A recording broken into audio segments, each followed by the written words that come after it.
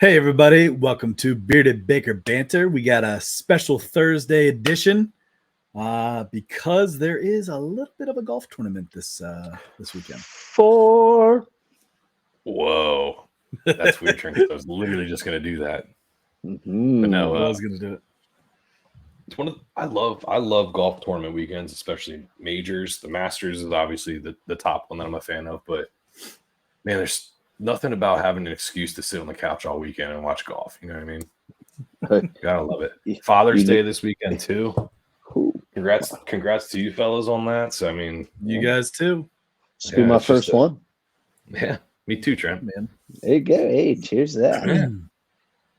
Yeah, but hey, I'm a double daddy. Okay. Hey, we're gonna start this episode right here. Ooh. The new. Out. I don't know if you guys can see it. Finally out here. It's hard to find. It's quiet. Delicious. Oh. But that Richard Pop Top's not quiet. That's for sure. That was crisp too. That was crisp. Yeah, Nibble Giant. They're once a year double IPA, one of my favorite releases. Finally out, and God, it is so good. Just how I remembered it. Hey, just how I remember it. Doing whiskey tonight out of my Tennessee glass. I think Trey, you got me this, right? Yeah, I did. Trent, you got me this. It's okay. I got you. I think a set of those. Yeah. I almost took credit. I know. Well, I have. It was a Christmas gift. Trey's like, yeah, dude. I knew one of you guys got me it. So thank you. Yes, I got one. I got one upstairs, one downstairs. It looks like we played a little role reversal tonight. Because usually I'm the whiskey drinker, and you drink the beers.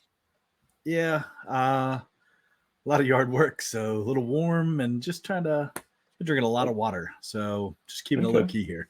Feels like but I feel like whiskey's a little bit more of a step up from a beer. You know, but it's not. It's not as much liquid though. Less volume, Trent. Yes. Yep. That's what I was going for. Doesn't want to bloat. Anyway, let's get into some sports here. What do you guys say? Well, Trey, why don't you start us off? Tyler doesn't want to bloat, but you kind of want to gloat, don't you? I do. Good.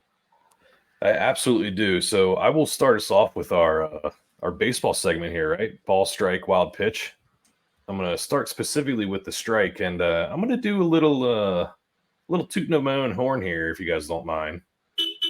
I love it.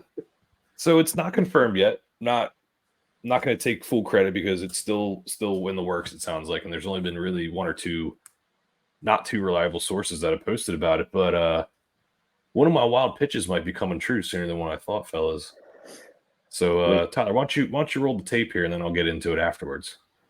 That is a pitcher that is kind of been blackballed from the league will re-sign with the team by the end of the year, and that is Trevor Bauer. I think he's going to get an opportunity in the MLB again. I'm surprised he hasn't been signed already. Right. He was cleared of all wrongdoing, proven it in court to be kind of made up, which is crazy. But yeah, I think he's been performing in the other leagues. I just saw something where he technically pitched a whole MLB season throughout the league season plan since he's been cleared from everything. And he's got a sub 1.5 ERA, had 225 strikeouts. It was just incredible stat line for someone, and I think he's too good of a pitcher, and he still has a lot of years left of his pitching ability that somebody's got to pick him up. And they will. I think this will be the year. Yeah, I can definitely say that. Like I said, I'm surprised he hasn't been picked up. Right. You'll probably see a contender of some sort pick him up late. I can see the Astros doing it. Boom. They already got nothing to lose publicity wise. They're hated by everyone. Thank you, Tyler. Thank you. For sure, man. I think he was on there. Sorry. On their team. There we go. That is me. Like I said, not 100% yet, but that is me accurately predicting Trevor Bauer to the Astros, which is in the rumor mill right now. So apparently they're agreed on a deal. We don't know that that's true or not. No one's confirmed it, but he did throw a bullpen in front of their management. And Christian Javier just went out for the season too. They're in desperate need of starting pitchers. So he threw baseballs in a bullpen. He didn't actually throw an actual bullpen. Who knows? now. It's trtrue. The Astros are going to get a lot of heat for it, but what's new, right? They got nothing to Yeah. lose. Yeah. I don't know. That's my strike. Is I'm going to do a little bit of this again. Let's see. Now there it is. Oh, there you go. Okay. That's what I'm proud of this week. So I'll let you fellas take your strikes now. Trent, you got one? Yeah, I think Trey, you sound, you're really hopeful considering, those Astros aren't really climbing the notch in that playoff, hunt, looks like you'll be owing me yet another beverage. But anyway. I disagree with that, dude. Thank you, Trent. I mean, they're only 6.5 games back. Yeah, I got you. Hey, terrible league they're in. But let's save that, please. Anyway, so I'm gonna have to maybe ask Trey to hit the horn a little bit here too for myself. But Trey, you still got it? Cue horn. Yeah. There we go. Thank you. And my strike is the Dude, Orioles. If people are listening in a car, they're gonna be like, "What the hell?" Oh yeah. Sorry about that, fellas. Ladies.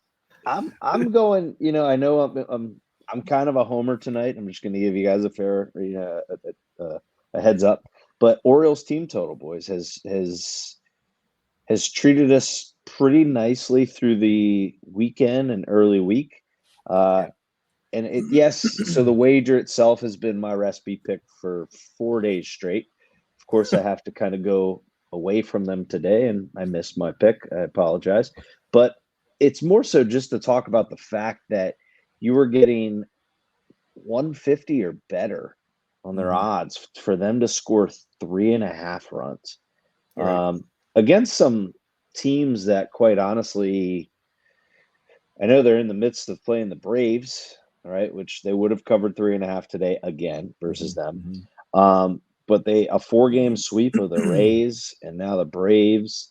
The fact that you can get those odds on over 3.5 runs for the number one, yes, not tied, the number one run scoring offense in baseball, the Baltimore Orioles, with 5.2 runs per game at this point. Wow. So that's my strike, is the Orioles offense. And here's the thing is what's awesome about it, but also makes my team total bets a little bit more sweaty, is they are the number one team in scoring runs with 2 outs.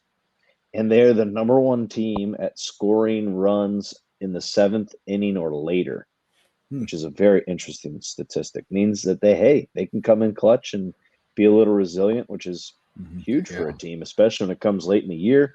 You just hope they can keep that going, Yeah, absolutely. So, I agree. And Trent, also to touch on that too with the late game stuff, is I know a couple of weeks ago my ball was the Orioles bullpen. They've kind of turned it around a little bit. I think they figured it out a little bit. I know the other night there was a graphic that came up that they've actually given up less than, I think it was like 0.46 runs just from their bullpen in the last, I think it was like 13 games. I'm still not sold on Kimbrel, even though he did get the save last night. Tonight? Last night. Well, I got you. Yeah. Always gets me. But yeah, I mean, the bullpen is coming up. But dude, the fact that they're actually, you said number one scoring offense in baseball. Yep. Over 5.2 or 5.2 runs a game. But hey, Ty, good point. I did see that statistic. They're actually, now I know it's not been a full month yet, but month of June, they are the number one bullpen in terms of ERA. So, I mean, I guess they listened to the episode then. And we're like, oh, man, we better get our shit together. Bearded Baker Banter, the unofficial official Orioles podcast, is talking about it. Yeah, we were on them. Kicking the tush there. I'm sticking with that. Kicking the tush. Kicking the tush. So I'll jump into my strike here a little bit. I'm going with kind of more of the gambling aspect of things. I'm going with the Blue Jays pitchers. I always kind of pick a team. I feel like every year where I kind of have at least 3 or 4 guys that I can go to. The Astros have been another team this year, and the Astros were my team last year. But But this year, because I've actually been keeping track, of who I'm picking, who's my official picks and all that stuff. Right now, official recipe picks. I picked the Blue Jays pitchers 11 times, and I'm 11-11 or 11-0. Oh wow. So that's kind of been my go-to lately. So I some crappy lines at times. I think Bassett yesterday had a pretty crappy line. I didn't like where he was at and the team that he was playing. But it is what it is. So yeah, that's Blue Jays pitchers is my strike just because they've been kind of my go-to. I mean, they're a weird team to watch. Sometimes they look great. Sometimes they look horrible. I did see, I believe, that they also made a pretty big trade with the Dodgers. Yeah, Biggio going to the Dodgers. They just reassigned him to the minors. I know. Yeah, he wasn't playing well. Utility guy. It's a name, but yeah. So we'll see. Yeah, Blue Jays pitch is my strike. Trey, you got a ball. Well, Tyler, I'm just going to add real quick. I'm glad you're talking about their pitching and not their offense because their offense is horrendous. Yeah, and it's a shame because they do have talent. There is some talent on that offense. I think they're hungover from not getting Shohei Ohtani. Really? You think so? Because they were like this close to being a landing spot and they lost them. Remember? They wouldn't let him return calls or anything. It was very weird. LA gets what they want. Well, yeah, but you know why though? It's because can you gamble legally in Canada? Just kidding. No. There you go. All right, let's move into ball here, Trey. What do you got? Yeah, my poll was a little bit more specific, not to target a certain player, but he had a huge season in 2023. In fact, it was his rookie season. Looked like he was going to become like a perennial all-star, almost like a Mookie Betts type player. And this year he just fell flat on his face, and his team isn't performing as well, I think, because he's not playing well, and that's Corbin Carroll from the Arizona Diamondbacks. Last year hit like over 300. He was the first rookie with, I want to say 25 homers and 50 stolen bases in the history of the MLB. And then this year he's batting like almost sub 200, 2 homers, less than 30 RBIs, less than 30 runs, and we're into the season pretty well. Just kind of disappointed to see from a rookie of the year last year and a promising player in the MLB. And it's not to say he's going to continue on this trend. He could bounce back. It is not even halfway through the season, but so far I think his lack of performance is hurting the Diamondbacks. It's interesting. Diamondbacks a tough team, man. They're tough one to, I like them too, but I'm saying they go on streaks where they like look like, whoa, right. They're going to turn the corner, and then it's like, oh, nope, just kidding. Yeah. Kind of pull back the reins a little bit, By the way, great stadium. I saw a game there last year and it was amazing. That's cool. That's dome, right? Yes. Yeah, definitely climate control. Like 110 degrees out there, man. Hey, it's a desert, man. You gotta do what you gotta do. All right, Trent, what's your ball? Yes, I guess so. All night games. Too cold. No. I got a dust storm in there. Yeah. I'm my ball. I guess I have 2 of them tonight, boys. No. But really. How old are we, Trent? Grow up. Too old. Too old. Hey, yeah, I'm sorry. I'm a father now. I can't make those jokes. Jeez. Can't make ball jokes. Yeah. Gosh. All right. Anyway, NL East, and I'm using them as my ball because I just think it's a pathetic division. Who'd you say? The NL East. Okay. All right. Okay. And then I'm kind of Phillies. Tinker on my ball there. Okay. Well, hold on. Let me go. Okay, here. Whoa, yes, I know the Phillies are who they are, but I'm talking about the rest of the league. No, and I'm going to say Braves are on a downfall. Braves are spiraling after breaking the home run record by the Minnesota Twins last year, most home runs in a season. Now, granted, I'm probably jinxing the Orioles for tomorrow, but I think the Braves are starting to they're on I believe, a 6-game losing streak now. But then I'm more so even looking at the middle and the bottom of the pack there. Those teams are awful. Mets, awful. Marlins, awful. Hell, I don't think anybody thought the Nationals would be third in that league, right? Especially Mets fans. So that, yeah, I just think it's a terrible division. However, this is why I said I do have two. Is it kind of goes back to a division that we mentioned earlier? Is on the AL side of things, there's a division that's even worse. Yeah, the AL West. Yep, which is with the Astros. Yeah, and the Rangers, who won the World Series last year. 4 teams sub 500, besides the Mariners. Mariners are the first place team, and they, I believe, are 37-30, some of those lines, which I actually think they're going to be. I think they're going to end up being there in the end. I think they're tough. Hit a little rough patch there, I think, after the Orioles series, but yeah, I'm just saying there's some very. Once again, I think I've said this a couple weeks with the amount of sub 500 teams, but I get you might want to say, oh, it just goes to show you how competitive it is. I don't agree with that. I think there is not a whole lot of parity in the MLB. I think there's really, really good teams like the Yankees who, they bought their entire roster. The Dodgers who bought their entire roster. The Phillies, which I know they got a couple homegrown guys, but let's be real, guys. The past couple of years, they bought their team. They had one of the highest payrolls right there, hand in hand with the Yankees. So, I believe. Yeah, so that's 3 teams, and then you even got a team out there in San Diego who tried buying everybody, and they just suck, right? Yeah. So it's there is a very you look at it and you say, okay, there's only about 4 teams that could probably win the World Series this year. Now, granted, we might be saying, yeah, but nobody saw the Rangers doing it last year. I get that.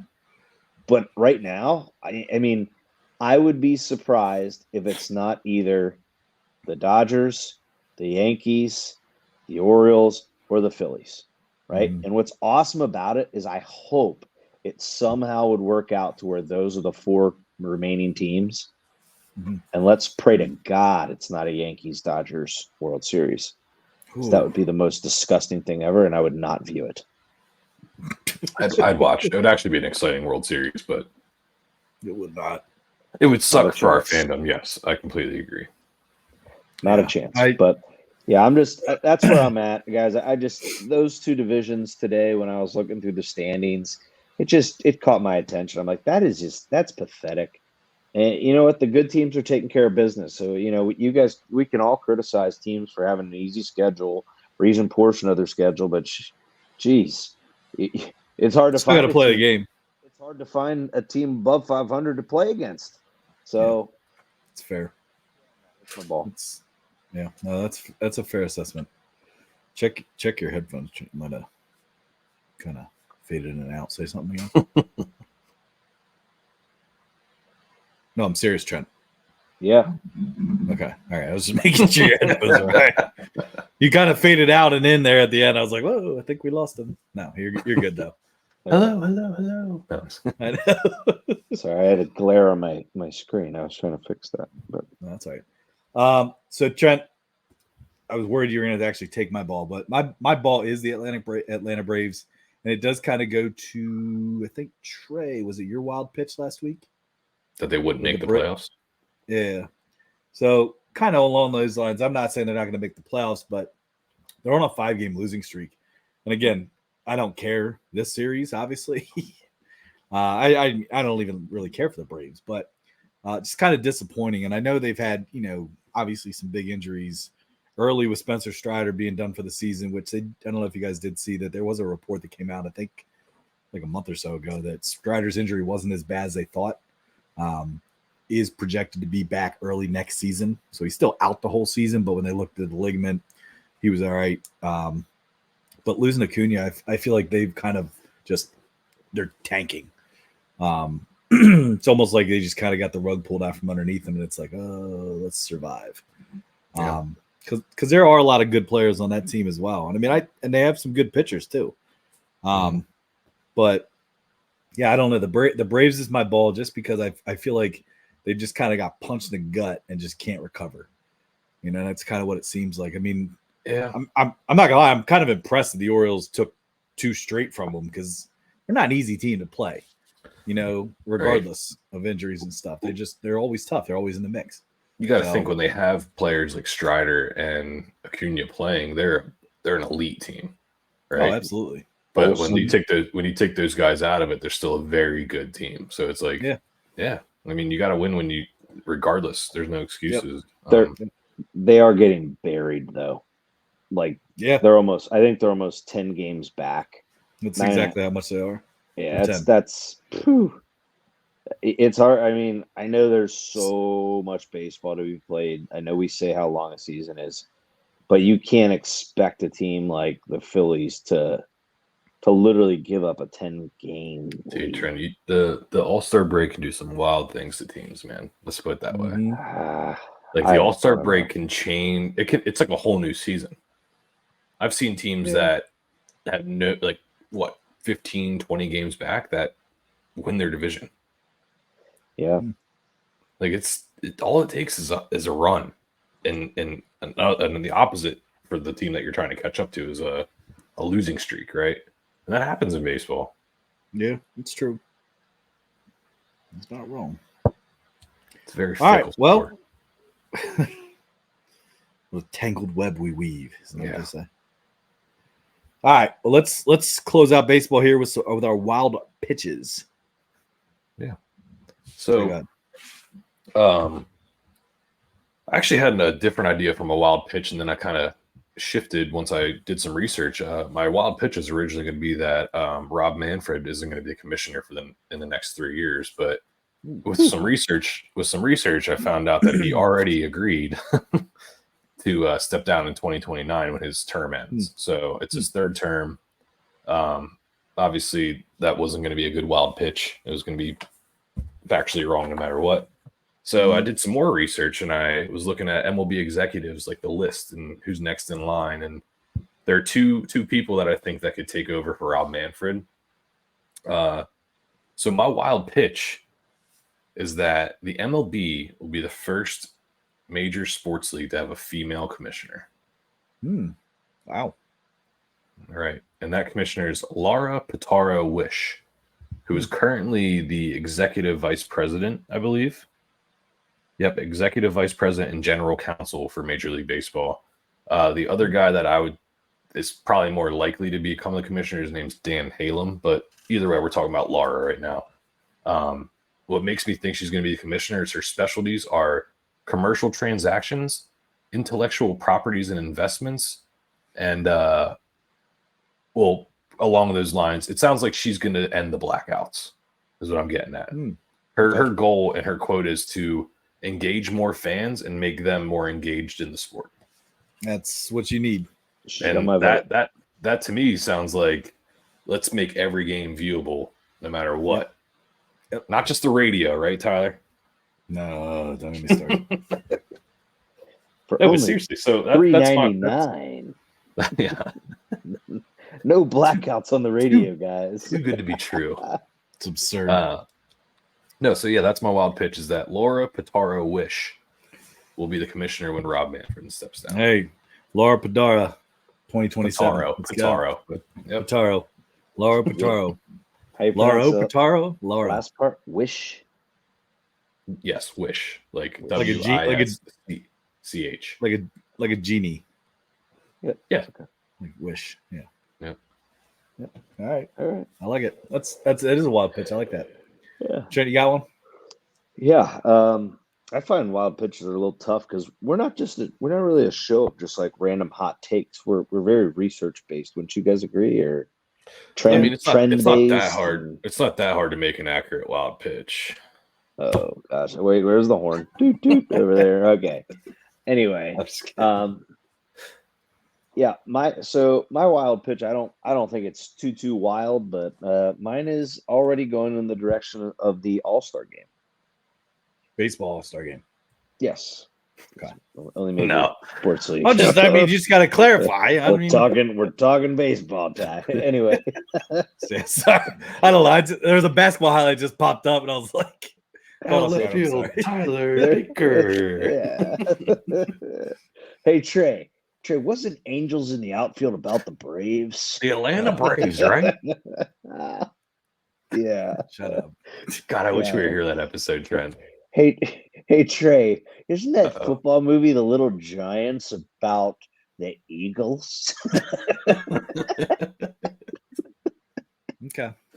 Anyway, The Mighty Ducks is about the Red Wings, right, Trent? Oh yes. Hey. Okay, let's keep them coming. Let's keep. I'm like Can we thinking of keep more. I'm thinking more. Keep them coming. I can't. One's gonna come to me, and I'll get you. All right. Sorry, I keep in my mind. I'm still thinking about other movies, but yeah. So my wild pitch is maybe not too wild. They're not the top team in the AL, but they're close. But I do believe the Orioles will lead the AL in all-star players on the roster.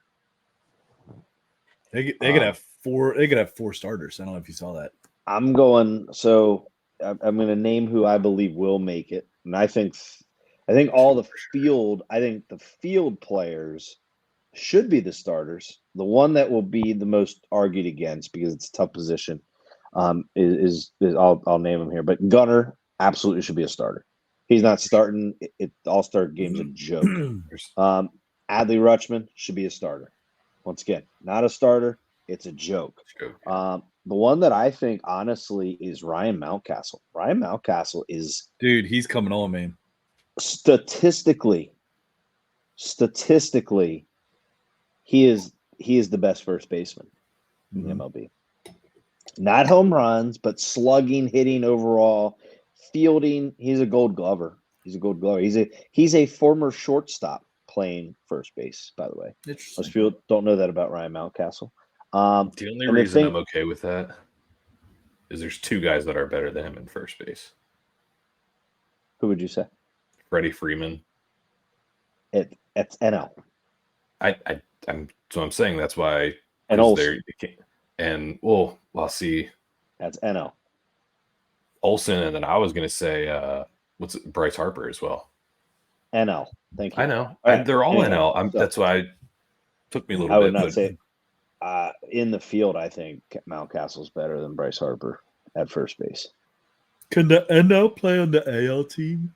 Oh, wow! Here we go. See, look at this guy. That sound like remember that Yao Ming commercial? Hey, you guys! I thought it was Goonies. Could I write a check? Do you remember that? Anyway, oh god, look it up. Yao Ming, can I write a check? Oh, I remember that. I remember it. Dude, we used to say that all the time. Anyway. All right. Go ahead. Mountcastle, go ahead. I got Corbin Burns should be in the All-Star game. I do believe he is one of the only pitchers in recent years to, in his past 7 starts. It was a crazy statistic to go 6+ innings and give up 2 or less runs. Yeah. Isn't that nuts? Yeah, and he's doing really well right now. And then I think Cano as a late to middle reliever, I think he's doing what he did last year. The difference is they have to use him a little bit more differently with King Felix being out for the Orioles. So sorry, Mariners followers, Seattle. Don't apologize. Eat it. But anyway, sorry guys, had to isolate us from another region of the country. No, I know. I think that's 3 cities in 3 weeks you've been attacking. It's 4. It's 4. Anyway, Gunnar, Adley, Mountcastle, Burns, Cano. Those are my Orioles All-Stars, boys. And you know what? I'm so biased. I just think there could be more. But anyway, go ahead. So, my question to you: do you think? I know Cano pitches well, and I know he's kind of a big name, but you could make the argument that Perez is pitching better than him, And you could also make the argument that Webb, out of our bullpen, is also pitching better than Cano. Yeah, but I think Cano is such a unique role. Like he's, how do I want to put it? Like he's almost like the closer role where you usually don't bring him in outside of his window, or it's very rare that they're going to use him for more than one inning. They have in the past. He's a setup man. Yeah, definitely. Right. So it's his niche. I say niche, not niche. I say niche too. It's his niche. So I think I'm niche. He just kidding. That's not how you even say it, but yeah, I think that's where my little bit of wildness comes in on the wild pitches. We sneak Cano in there for 5. Real wild. Super wild. Real freaking naughty. I see where I was going from. I just didn't want to say it. I'm glad you did. Super wild, and Tyler took it and ran with it. All right. Hey, Chad, wasn't Rookie of the Year about the Cardinals? I'm just kidding. That's not as good. Oh. He should have said wasn't Rookie of the Year about some veterans. Yeah. Nah, that's not funny. Like veteran baseball players. It's not funny. It's just not funny. All right. So my wild pitch, I don't know if you really want to call it a wild pitch, but I did send to you guys, and I know this got Trey super excited. The robots are coming. Oh my gosh. To the MLB. Easy, Trey. Hands up. Okay. He only had one up. No. Yeah. Okay. No, you guys can laugh. Hold on. That's 2 wild pitches that are about to come true. So and I bring in a wild pitch because don't honk.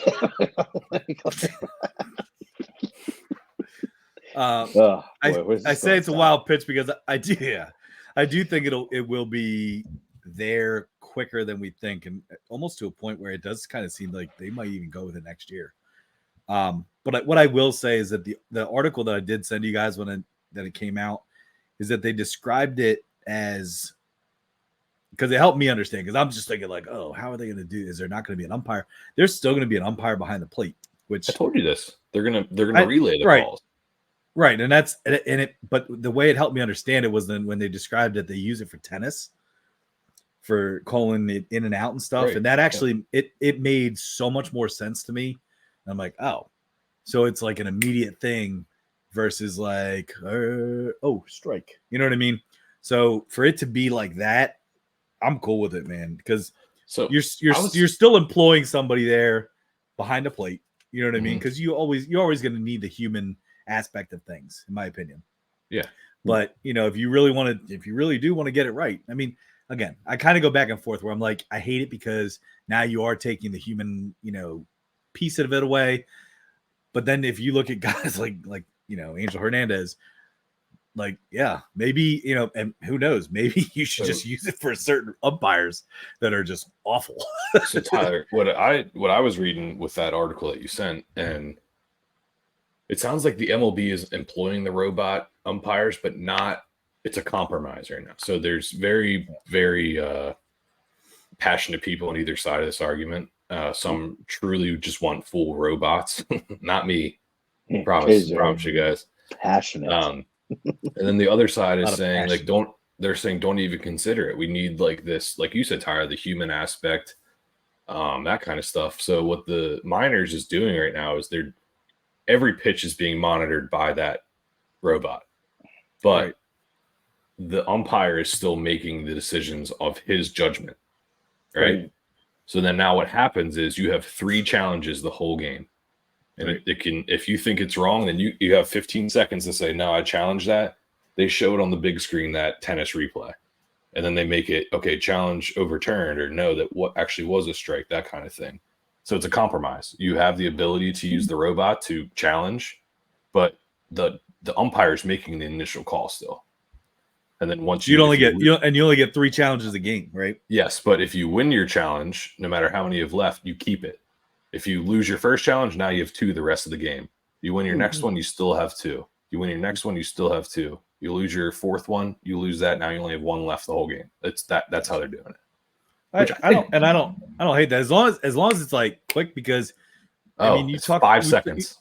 But I'm saying, like, you've already talked about the fact like they're trying to speed the game up. So like now you're bringing a challenge in. How often? It's like it better be instantaneous. So Tyler, your article you sent us showed a video of a minor leaguer challenging and how quick it came up on the big board, and it was No, less I than think 15 that's cool. seconds. Yeah. So does the coaches Question. challenge or does the batter challenge? Anyone? Actually, no. I'm sorry. It has to be a player directly in the play. Okay. So a batter, a pitcher, a catcher. So a pitcher can challenge if a ball is Yes. called and he thinks it's a strike. Okay. Mainly a catcher would So- probably do it. Let me ask you guys, and this is maybe opinion here, and I don't want us to get too bogged down with it, but who does this benefit more? In what sense? The players. No, I'm saying, is it offense? Because we've said every rule changes seem to always benefit the offense. Does this still benefit the offense more than the defense? I would say so because I think there's more miscalled strikes than there are miscalled balls. That's where I'm going to kind of miss the idea of like catching just the edge, but it's just outside the edge. You know, I mean, think of guys like Tom Glavine and Greg Maddux. They wouldn't have had as long of a successful career if this was the case. So I then mean, Trent, they used to get 2 or 3 inches off the plate. So why don't you define a strike as 50% of the ball on the line? I'm cool with that. Yeah. Like, why So don't then that has to be written into the rules. Exactly, and that's a simple rule to change and Hitters- write in if you're going to. Hitters are professionals for a reason. Like when you watch those guys, now that they include that box on broadcast, Oh like yeah. whenever a ball is even just a little outside of it, They know. they know. They when do it's know, like- yeah. It's unbelievable. It blows my mind, and that I mean I use this guy as an example because he was the number one called out on pitches that were not strikes that were called strikes. It was Adley Rutschman. Like a catchers in general usually know, especially because they know what their guys are getting on the other Right. end of it. So That's true. That's a good point. they are. It is unbelievably. I mean, that's why they get paid millions. But It does go into the fact too. I think I've talked about this before. Is that's why I do think that batting in baseball is probably the hardest thing to do in professional sports. what did Tyler, I think that's actually. I was going to actually bring that up. I think that's scientifically proven. There's Like, no doubt about it. I mean, and especially with the amount of pitches that they have to prepare for each different pitcher. And I know there's a lot of scouting, and you kind of know what a guy has and things like that. But like, it's So man, so it's then so mental. you don't agree that Micah Parsons would bat 200 if he Dude, played a no season way. baseball? No way. That dude wouldn't even bat 100. he might get less than 5 hits in a season. Actually, You watch him throw a first pitch out, right? Actually, I'm sorry. I'm going to sit here and say anybody that has no experience in baseball past high school would have less than 10 hits in a full season of MLB. Every single person, no matter how I'd agree- athletic, I'd no agree matter with that. how quick of a learner you are. Yeah, I'd agree with I that. mean, look at Holiday. He came up and number one prospect and Right. batted like .002. Literally Like- 1 for 32. Yeah. So So all right, I like that. I Yeah. mean, hey, I'm all for it. I do. Kind of goes back to last week how Trey was talking about how quick the games are going now. I don't think it's gonna. I'm anxious to see it. I think it's about time because maybe it will get some of these terrible umpires out of here too. Well, so why not adopt the system we were just talking about? Let the guy make his judgment call and have people the ability to challenge right away. Yeah, I think that's what we're saying. I think instead of just full-blown robots, Right. even though that would be It's great. a happy What do you- medium. What are you doing to robots? Joe? Shut up. Oh. Full-blown. I didn't even catch it. I didn't even catch it until I thought about it for a second. It's messed up. It's awesome. God. That was I don't great. know where this like narrative If- came from. Dude, it's ever since I mentioned that movie, and you're like, dude, there's this scene, and I'm like, whoa. If Everyone you knows only- about it. I've never even seen the movie. I've and I never know seen the about movie. it. I've never seen the movie, and I have no clue what you're talking about. No. If only people could see our group chat with some of the things we've sent Trey. I Yeah. hey, oh man, dude, Trent, I actually talked about that tonight with my buddy after our baseball game. I was like, dude, if you could see the text messages, and I say, he goes, "Oh, I'm sure." Because he even said, because when he listens, he goes, "There's some times where I got to rewind and go back because I feel like I missed something." And then he's like, "Oh, I get it now." I'm like, "Yep, you should see the text." But all right, well, let's transition here. A couple quick hits with football. Trent, do you want me to start with some touchdown turnover and then you get in your thing? Go ahead. Okay. So both of my touchdown turnovers revolve around a team that we really none of us like. But it's going to both revolve around the Steelers. First one being Mike Tomlin, obviously just signed a 3-year extension today or 2 or 3 days ago. Mike Tomlin has never had a season below 500. So my touchdown turnover is Mike Tomlin will have a season under 500 in these next 3 seasons. Touchdown turnover. I'll start. Go ahead. He will have a season under 500, correct? Yep. That's a touchdown. You think you will? I think he'll have a season under 500. Okay. I'm not going to lie. I actually think it is in the nearest of near futures, meaning this coming year. Wow. Yeah. Got his extension. Got his 2 quarterbacks for bargain, really stealing. Yeah. The Steelers stole them. Basically for free. But they actually have the second toughest schedule in all of the NFL this upcoming year.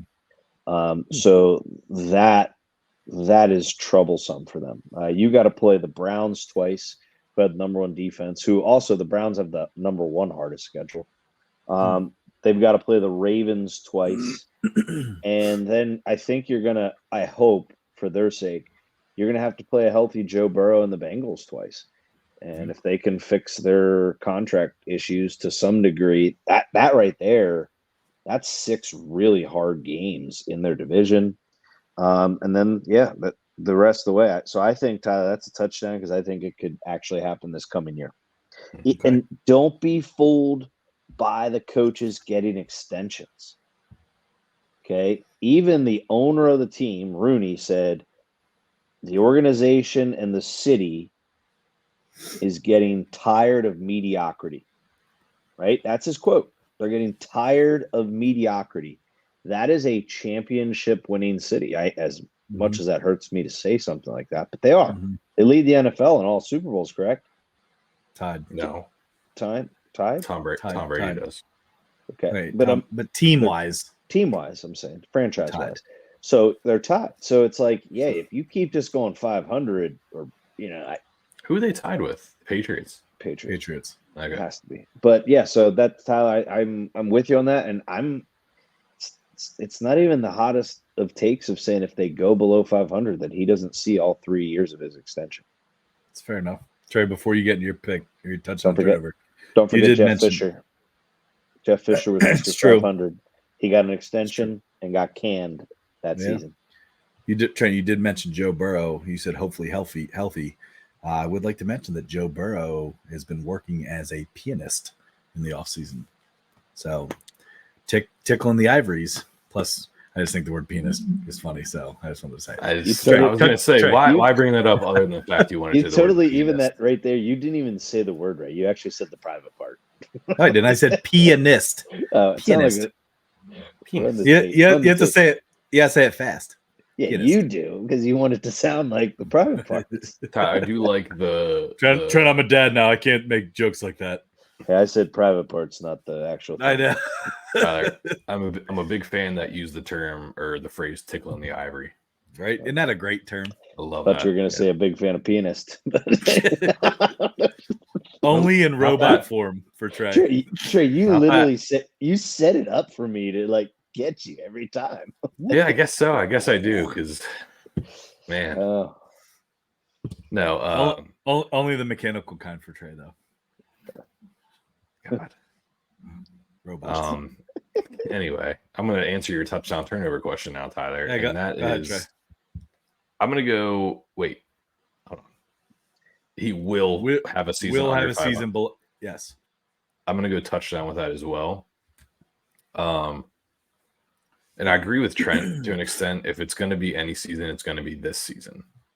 If he doesn't finish below 500 this season, I don't know. It might be a turnover. Who knows? But my reason being is I think they could go 1-5 or 2-4 in their division alone. And to finish 500 after that is pretty tough to do if you're going to go 1-5 or 2-4 in your division. So this season for the Steelers kind of reminds me of, ironically enough, or coincidentally enough, not ironically, Russell Wilson's first season with the Broncos. Because their defense is going to be elite, out of this world. It's going to be great. But their offense isn't going to be able to do anything, regardless of how good their defense is. When Russell Wilson played his first year with the Broncos would have been 14-2 if they averaged 18 points a game. Ooh, good statistic. Instead, they were like 4-12. Right. Like how crazy is that? They literally could not do anything offensively, and they were holding teams to 10, 13 points a game, if that. Right. So I think that's going to be the same issue that the Steelers have this year. So real quick, and I just want yes or no's from you, and then first off, I'll just start. I agree with you guys. I think it's a touchdown. That's a bet I made with people. I would say like the last 4 years that the Steelers will finish below 500 and been damn close. So I agree with both of you guys with touchdown, but real quick, just yes or no answers. Trey, you mentioned their offense. Let's say hypothetically, Brandon Ayuk does not sign with the Niners and does go to the Steelers. Does that change your answer for Mike Tomlin? Trent, yes or no? No. Trey, yes or no? No, and I want to give a reason. No, you're not allowed to. Moving on. All right. We'll talk about that stuff when we'll bring more stuff up with that. All right. So it does kind of transition. I said both my touchdown turnovers deal with the Steelers. My second touchdown turnover is that Justin Fields will start more games at quarterback than Russell Wilson this season. Touchdown turnover. Trey, we'll start with you this time. Oh, man. Justin Fields will start more. Turnover. Okay. My reasoning. You can give reasoning. Yeah, go ahead. My reasoning is I think Russell Wilson will start the season. I think they're going to give him a couple games in that role. So that's to my benefit of the turnover. Two, when Justin Fields does play, I hate saying this because it's disgusting, but he's a dangerous player. He's a runner. He could get a little banged up, and Russell Wilson would have to play for those games. So between injury risk and the fact that I think Russell Wilson's going to start the season, that's what I'm going turnover. Okay. Trent? I'm going touchdown. You think he starts more? I do. Reason being, they got a free year out of Russell. So if he sucks and they bench him, it's no issue for them, right? Whereas both of them, essentially. Yeah, and let me make my point here. And why not look to see how Fields is going to do, especially if your season's not going the right way? Why not treat it like a dress rehearsal and and get Fields on the field in that offense and see what he's got from under center, And I say under center, literally under center, because he doesn't play a whole lot there. But that's why I think obviously Wilson's going to be the guy to get the go ahead in the beginning. But I think before it's all said and done, if they are looking to be mediocre, meaning 500 or maybe just below 500 in the first 8 games, I'll say, I think the change happens, and I think they ride it out the rest of the way. Okay. Trent, I want to interject before you go, Tyler. I'm sorry. Is that okay? No, it's fine. It's fine. Trent, I agree. They have a free year out of Russell Wilson, a quarterback that's a Super Bowl champ, capable of winning games, has proven himself as successful in the NFL. Why not just let Justin Fields reset? Why not give him a year of, hey, we're going to keep you healthy. You're going to learn the under center offense under Arthur Smith. I think he's their offensive coordinator. Yeah. You've never done it. You didn't do it in Ohio State. I don't know if you did in high school. You didn't do it at Chicago. Just let him learn and digest, and don't put any pressure on him. Don't throw him out there under center and do play action plays, and he's going to get his butt kicked, and he's going to lose confidence. Because that's what happened in Chicago. They could not win games. And I think that hurt his mentality. I think that hurt his performance in the long run. Give him a reset year. My only issue with that, Trey, is I get it. That would be most beneficial to him. But I think for the organization, it's a win now, right? That team is not looking to rebuild. That team is not looking to let's just get by this year. No, like the ownership said, and Mike Tomlin, in my opinion, I don't think Mike Tomlin's let's just get by. He's been there. He's done that. And I don't think you can waste a year with this defense, because you're not guaranteed a darn thing on a year-to-year basis. Your defense might be elite this year, but who knows? Next year, with contracts the way they are, with health the way that it is, I mean, you see teams that are elite that lose guys to injury and end up getting a top 5 pick in the same year, because that's how things can turn so quick. It's a win now league, Trey. That's my only response to that. I am not a Steelers fan. I'm not saying Justin Fields would benefit from playing more this year. I agree with you, but he's not a rookie anymore. You're in the NFL for a damn reason. If you can't take a snap from under center, then why are you wasting your time with a guy like that in the first place? Because he's potential. Okay. That's what the Bears thought too. So make an investment, dude. What is more important? He can walk after this year. What are you really investing in? He can walk to wherever somebody wants him. So I'm personally, I'm going to say that this is going to be a turnover. I think that Russ does start more games. That being said, at quarterback. That being said, I'm going to kind of date myself a little bit, though, and I'm going to say that I feel that the Steelers, and I think that Arthur Smith is going to use Fields in some sort of capacity in certain sets. I think there's going to be packages that he's going to be involved in. And the reason I say I'm going to date myself is I'm going to date myself into saying that, like, back with the Steelers with Neil O'Donnell and Cordell Stewart, where Cordell Stewart really kind of started as this, I don't know. Quarterback. But he was a backup quarterback, but they also used him in different roles, running the football, catching passes. Like before he was a quarterback. Samuel. Yeah, but he was a quarterback. And I think that's what you're going to see Arthur Smith try to do is use him in packages.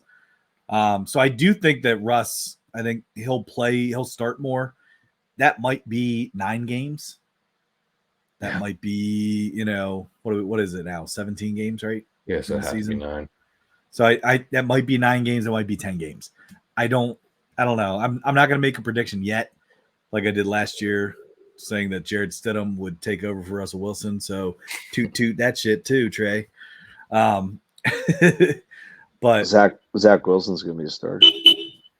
Thank you, Trey. Appreciate it. Got it. You got it. That literally sounds like it's outside of my house. Dude, that was so loud in my ear. Sorry. Hey, sorry, guys. Oh, man. Oh, my goodness. There you go. Is that a little better? That's better. Yeah, it's a little better. Sorry about that. Whew, thank you. So, yeah, I'm going to say turnover. I think Russ starts more. I don't know. It'll be interesting to see what happens. My eyes are watering. That's how loud that was. Yeah, dude, that was. So, sorry to our listeners. Didn't realize how close it was. Still ringing. All right, Trent, let's jump into yours real quick, and then we'll get into some golf here.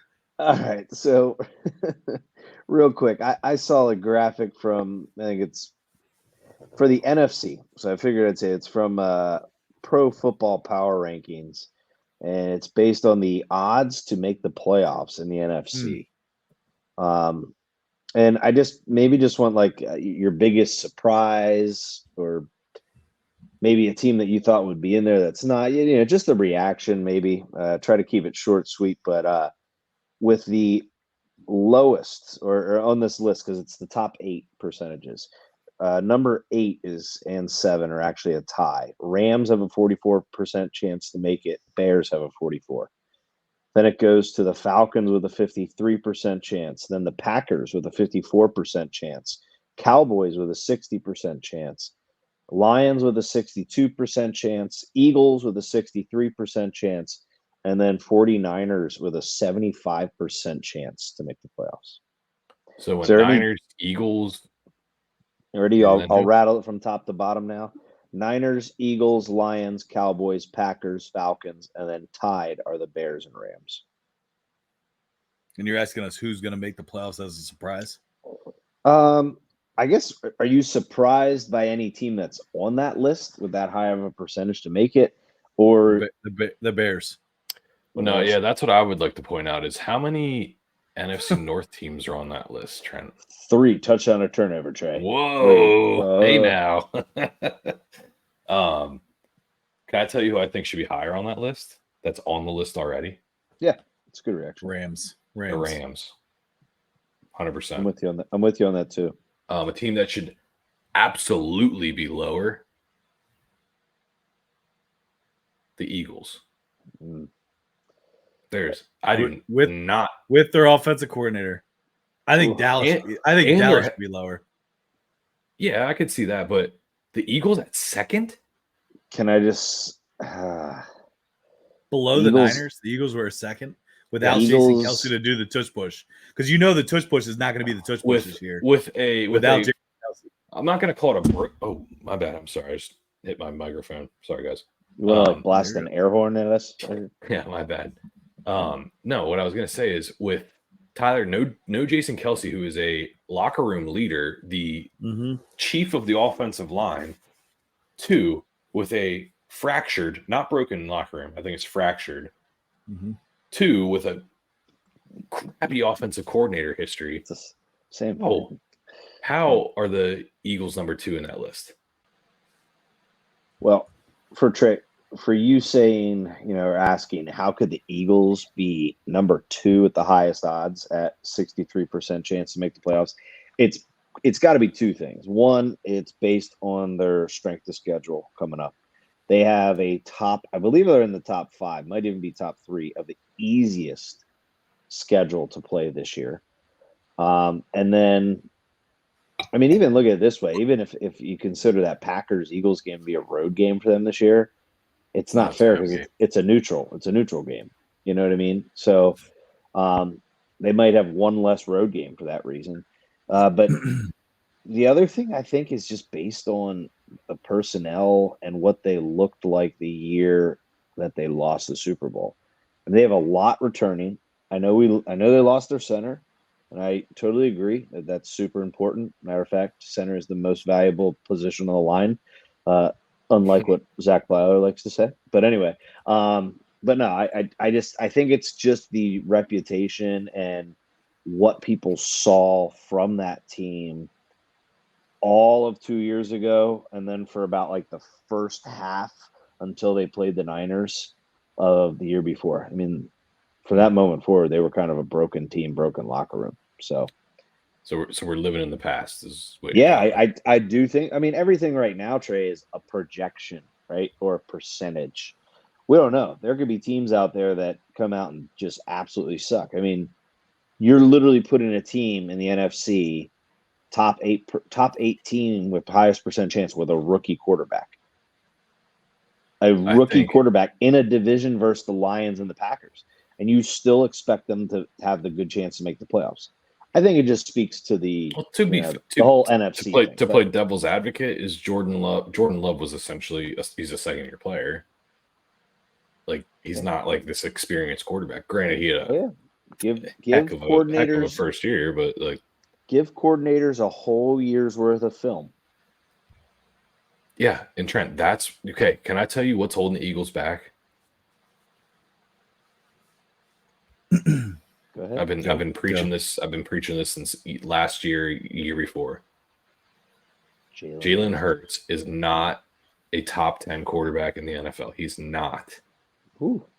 I love his work ethic. I love his mentality. I think he's a winner, and I think he works hard. but he doesn't have the tangibles. He doesn't have the tangibles. He's not an accurate passer. He's not a good passer. I think his window of that with that Super Bowl is over. And I think him fumbling in that Super Bowl, kicking that ball, was a turning point in his career. Hey, Unfortunately. Trey, he Like fits Tony your Romo. Trey. He fits your unique statistic on quarterbacks to make the Super Bowl and lose. Exactly. Never make it back, Trent. So Never it's- make it back. Joe Burrow, Yeah, you're right. We don't have to go into that again, Trent. Jalen Jared Hurts and Brock Purdy was the other one. he could. Yeah, he hasn't had a chance yet. Oh, I actually wasn't being a dick, but Todd, that's why you wanted to not go into that. I'm sorry. Yeah, it's okay. I'm sorry. Anyway, Tyler, Trey just gets all giddy. Oh, actually, no, there's another one. There is another one. Jared Goff. All right, yeah. But You said Tyler, him already? any surprises? Yeah. My surprise in that list is the Bears. I just think you're crowning the Bears with a lot of success with a rookie quarterback. That, I mean, was he good in college? Yeah, he was really good in college. Was he successful? I don't know if you could really call him successful in college. So I think he's a talented quarterback that's not successful. I guess would be the best way to put it. I don't really know how else to say it. I think the fact that you're going to crown the Bears that still have Matt Eberflus as their head coach. They start speaking a different language there at first. No, Not Eberflus. Eberflus. But like the fact that you still have him as your head coach, you have a lot of X factors that have to go right for them to be good. And I think that they're that high already is, I think, a joke. I don't think the Bears make the playoffs this year. So that's just my opinion. Tyler, one thing that the Bears and Eberflus have in their favor, he's growing out a beard. I don't know if you guys saw that. Eberflus? Yep, he's working himself on a nice looking beard. So we're gonna call him Beardaflus? We'll have to see. We'll see how he performs. I don't want to associate with him if he's a terrible not doing too well. Yeah, exactly. And we'll see how his beard looks first before we. That's fair. Hey, maybe we'll get him on the podcast. Very, very short leash for him this year, I think. Although Trent did already ostracise the entire city of Chicago last week. Seattle, Kansas City, New York. Just their baseball.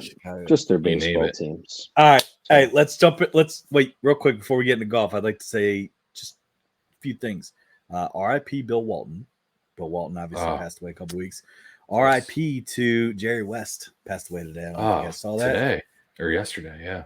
Yep. And then I would also like to give a quick shout out to the local AHL team, the Hershey Bears, for making the Calder Cup playoffs. Oh, good. They won. Calder Cup championship. They won 3-2 in overtime tonight. So and they guess are what? playing Rematch of last year, right? Yep, they're playing the Firebirds again. So shout out to the local team, the Hershey Bears, in the Calder Cup championship again. And Mitch Lammer, number 13. Mitch Lammer on the radio call. Heck yeah, the voice of the Bears, baby. Dude, he was on Fox there, and I texted Lammy. Look good in the suit and tie. Yeah. Todd, before we get into golf, there's one other thing I quickly want to mention, and that's the Joey Chestnut fiasco that we're dealing with right now. I thought we were gonna get. I was saving that. Are we throwing all things we're pissed off about? Because I got something. No, let's hold on. Okay, let's go. This is just a spur of the moment vent. Yeah. Tyler, thank you for giving the shout outs. Yours weren't vents. Trey, vent, because I hate this. This is a bunch of crap. My vent is I think, can I be honest with you? And I know the Barstool world and realm has already thrown this out there, but I'm completely on board with it. Actually, it's already happened. I sent it to you tonight. I already sent you to the Netflix special. No, not that. If anything, the Netflix special makes me think the other way. What I was going to say is that this is all fake, and Joey Chestnut will be competing in that hot dog eating contest no matter what. I thought it was a PR stunt to try and get some attention around this contest that usually is pretty famous, but maybe it's losing its luster with Joey Chestnut always winning, and it's not really it's really only not got losing. more. All right, but yeah, to back so he's apparently banned because he's partnered with a vegan hot dog company or whatever, Which is also stupid, but Right. It's not even a breach of contract because he had no contract.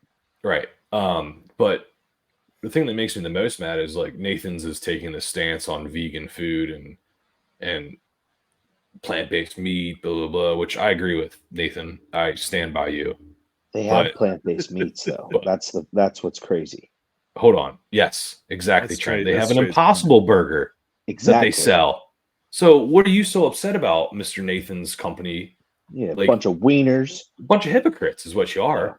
Like if you would have stood true to your word of being against fake meat and vegetable meat or whatever the heck it is, I would be okay with Joey Chestnut being out of this competition. But you're a bunch of hypocrites. You have an Impossible Burger that you advertise and sell.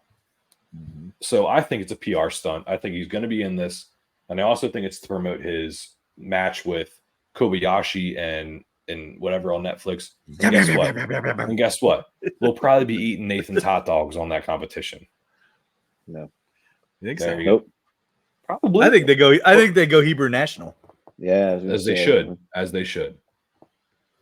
Jay, shout out to Hebrew National. We'll look for a sponsor. Appreciate that. The only kosher hot dog in the world, baby. Yep. Yeah. Slide that ween right on our show. No pig anus in those hot dogs, huh? Slurp down a ween, perhaps. That's It's a practical jokers. Would you like to gobble a kosher glizzy? This is getting crazy. Yeah, it is. All right. Spread the bun, slat on in. No, okay, so we're done. Whoa. Geez, Hot dog whoa, bun, Trent, guys. Too Yeah. far. Yeah, dude. here's the line, dude. I'm instantly sweating. Dude, You guys make Dude, me he's- nervous. dude, I can't. And you're a dad. Like I can't believe you said that. Oh, okay. You guys, should- you're you double should- dad up there. You said slurp it down. I said slurp down a ween, perhaps. Tracy's over there saying, "Is there any way to have a robot one?" I knew you guys were gonna bring in robots this, and I was waiting for it, trying to move on to golf. Nom nom nom. Anyway, my Wait, hey, hold on, real quick though. We should, what we should do? We should have our own bearded baker hot dog eating contest on July 4th. Live stream it on the podcast. Can't do it. What? I'm in. I'm in. I'll Tyler. throw up. I will throw up. You can't, Dude, then you're wait. disqualified. As big of a guy as I am, I literally can't get past 2 hot dogs. At the same time, you can. Well, yeah, and Trent, why is your nickname the throat? Why is your nickname the throat? Now that's worse. That is the worst thing ever. No, that's okay. That was okay. X-rated. Heck, we got Thanks, Trent. cancel episode. Episode canceled. Anyway, Oh god, let's get to golf. Quick. Can I actually recommend a different challenge? Rather than a contest, can we do a 4th of July 9 for 9 for 9? I'd do Yeah, that. that'd be that. Yeah. Whew. I would try I to would do that. for the Orioles game. We just have to watch the game like together and then do it. At the the Dude, that would be too easy pool. to be honest with you. Not you have to finish. Don't you have to finish the hot dog beer and and a beer hot dog. in the inning? Yeah, it's 6 outs. That's a lot. Once you get to the 9th inning, Dude, I was gonna say, I feel like that's like you guys remember Power Hours. We're like, It'll get "Oh, worse shot of towards the beer." end for sure. I feel like it's Yeah. it's like a Power Hour. I near the end, you do guarantee get- guarantee Trey would throw up first. So I have a Oh, yeah. question. I have a Yes. question. Absolutely would. Could you I just want to vent real quick, man. does it have to be 1 hot dog and 1 beer per inning? Or can I do like No, it 5 has to hot be- dogs in an inning? Nope. It has to be hot dog. You're definitely gonna throw up. Well, not if I had time. If I just ate a bunch of hot dogs in the first inning or 2 and then Oh gosh, this guy. I've seen him He's all up in spew. your mouth. I've seen him spew like a fountain, a Coors Light into mom and dad's flower bed. Like it's Alright, too that makes- much beer. The bubbles. give hurt no. me." It was a You gotta twisted tea. Give the It was a twisted background tea. story. No, No, it's no not. back- No background. Okay, here we go. Ready? Yeah. My vent, real quick. All right, go ahead, Vent. United States women's Olympic basketball team pisses Ooh, me yeah. off. That pissed me Okay. off. I just, what I love is I'm going to come out there before this year. The amount of women's basketball games that I've watched, it was definitely on one hand, right? Did you hear it? And Richard popped out. Sorry. WNBA, Trent, because I've watched well, college basketball games with guess who in them? Caitlin Caitlin Clark. But what I'm saying is all of women's basketball games, she has brought a new audience to the game, and the current veterans just can't buy in. Like, I hate to say, but it's like it's all jealousy, and that's a shame. Like, I get it. Like, she does probably make triple, quadruple the amount of money as others, but it's like the only thing that she's bringing is more opportunity for you to make more money, because everything was about not enough exposure for how long, and she's bringing exposure to the game. So I find it terrible. I find it sad that, I mean, I get she might not, she's not even right now, like she's not the best in the league by any means. No, She's still a rookie. She's still a rookie. She's still one of the tops, though. Yeah, but I'm even saying like the whole limited minutes thing. I was like, that's a cop out. Honestly, I just feel like they're trying to listen to those veteran women's basketball players that are probably complaining about her enough that I don't want to do the Olympics if she's on the team. It's terrible. I understand. Well, it shouldn't be the only reason you watch. I'm sorry, but it would have been the only reason that I watch. Okay, because they dominate everybody anyways. But I'm going to watch to see Caitlin Clark play. Simple as that. So you want to listen to the veterans? How well has that worked out for your league? Listen to the veterans that have been there for years. And I think it all started back with Diana Taurasi and I forget who she did her last stream. Sue Bird. It was a horrible look. It was pathetic. It was actually that's when it started. I felt secondhand embarrassment for those women because here you are, like, in quotes, the face of the WNBA for all these years. You have someone that can promote your league to its fullest. Okay, I hate to make this comparison, and it's not anywhere like this, but you have someone that like can elevate your league almost like Michael Jordan did for the NBA back in that day, right? He took them to another level. He really did. Like, as much as I hate to admit it, there's no player like Michael Jordan when he played. And he really excelled the NBA. And you have this woman who literally in college setting records of viewership. Her first couple WNBA games setting records in viewership. Basketball jerseys, including men's and women's, she's number 3 or 4 in jersey sales, which is unbelievable. Nobody in the WNBA has ever been in the top 5 or 10 or whatever it is that they make those stats off of. But the one point I wanted to get at, I don't know if you were done, Tyler. I'll let you finish, but I was done. Is that two things can be true at the same time, and I think that's the issue with this Caitlin Clark and WNBA thing right now. Is yes, that rookie class is phenomenal. Cameron Brink, Angel Reese, Camila Cordosa, they're all very, very, very good players. It's probably the best rookie class maybe ever in the NBA history. But what's also true is you have one player that is popularity, talent, and viewership wise, money wise, up head and shoulders above the rest of those people, and that's Caitlin Clark.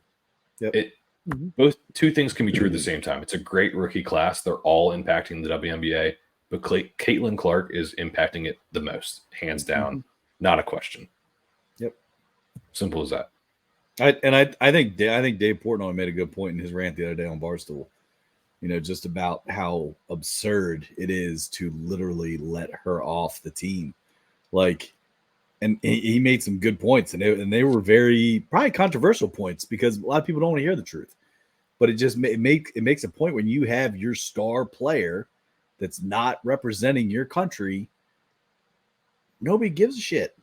Like, and it sucks. Like, you had an opportunity to run with it. You know what I mean? Like, but for whatever it is, the pride or the, I'm better than this and I'm better. Like, it's a shame. It's a shame she's not getting a shot. And I mean, we'll see what happens. The most popular men's Olympic team had Christian Laettner, who never played an NBA season on it. Interesting.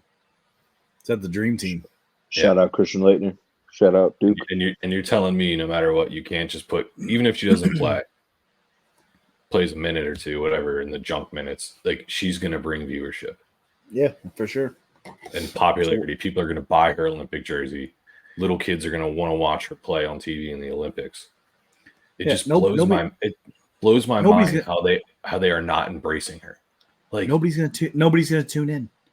You have a cash cow. Yeah. And you were making her a villain. Let's do it.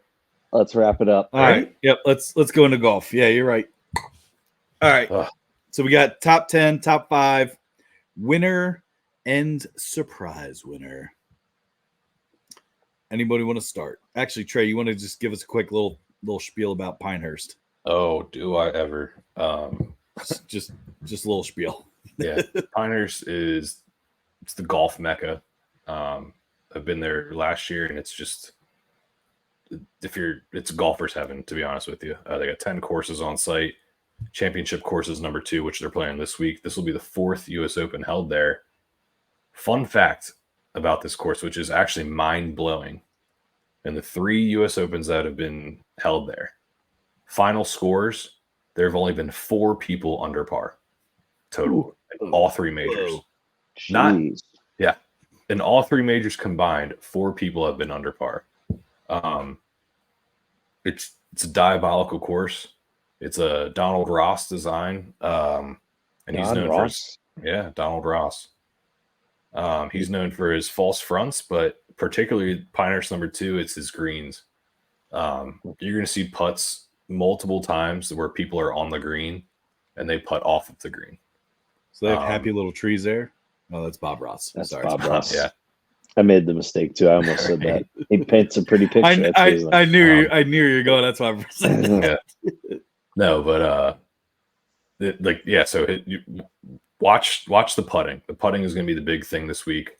There's no rough at Pinehurst number 2. Ooh. No rough.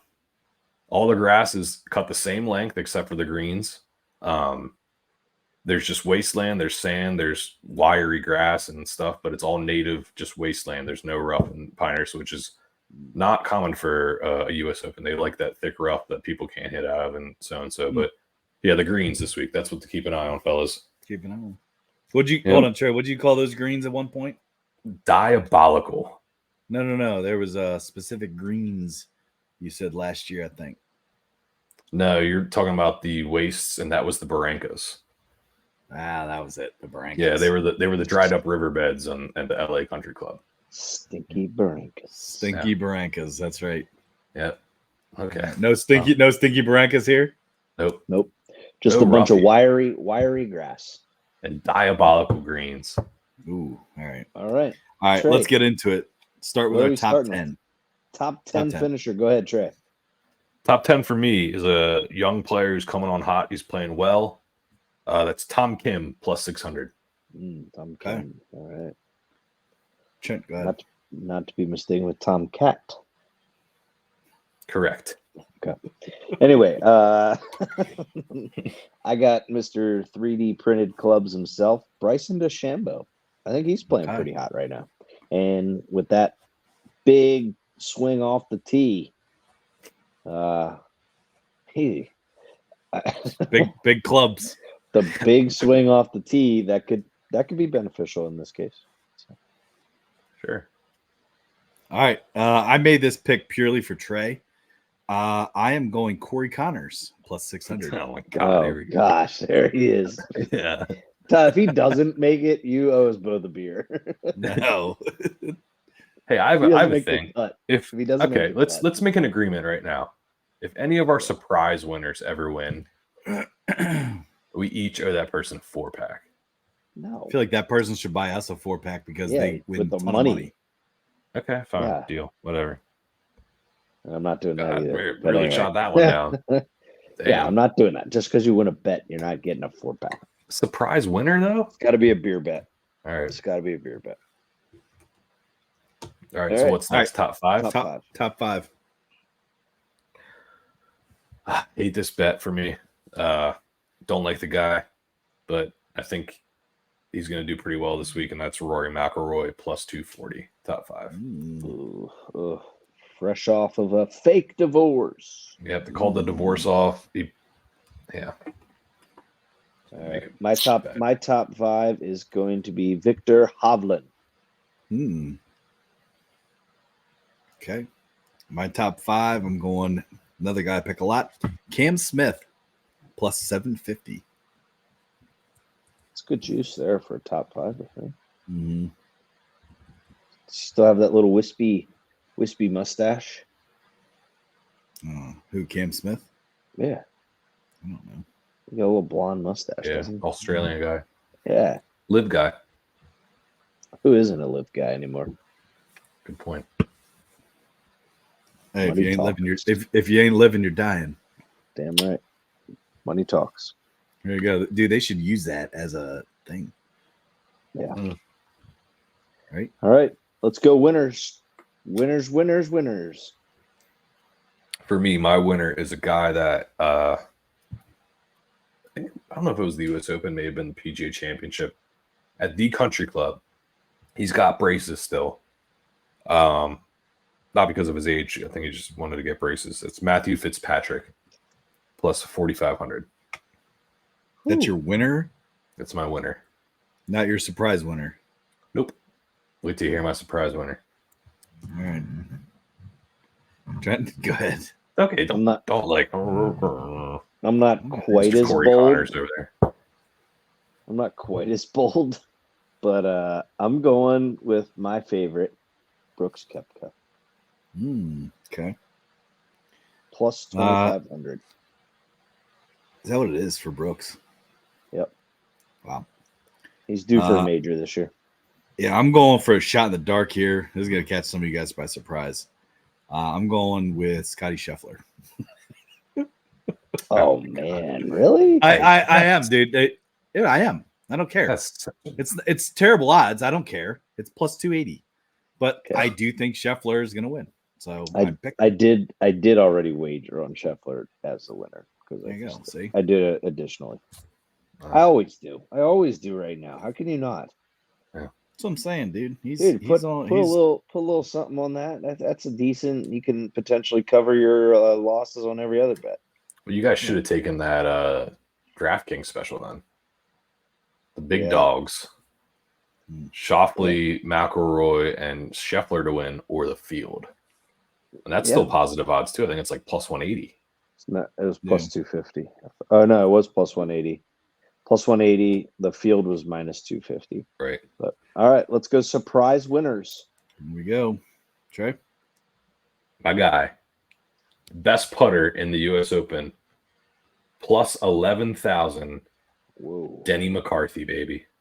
Whoa. Not to be mistaken with Jenny McCarthy. Or Jesse McCarthy.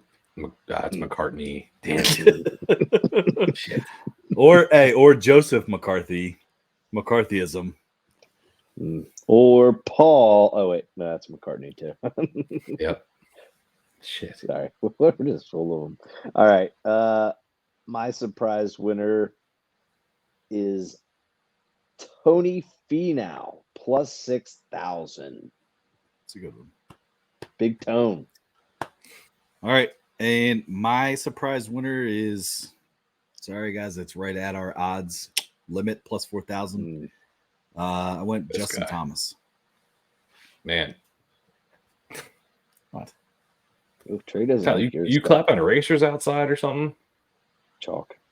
Pretty What that chalky. means. Pretty chalky. Dude, this is what it is, man. Our Kinda younger wins listeners money will have no idea what you're talking about, Trey, with those. That was good though, wasn't it, Trent? Do you like that? Yeah, I liked it. That's good. Tyler's Respect. clapping erasers outside. Yeah. Betting chalk again. Trey's clapping robots. Now here we go. and that's how we end the episode. Well, see you later, guys. Oh, Oh, man. That was good. That was quick too. All right, I'll give you that. All right. Anything else here? I got one more thing for you guys. Oh. I like Sorry. it. Let's check your rear views, everybody. Let's have a great weekend, and a happy Father's Day to all That's the right. dads Yep. out there, boys. Happy right. Father's Day. Yep. All right. Hey, Have a good take it easy, weekend. fel- Take it easy, See ya. fellas.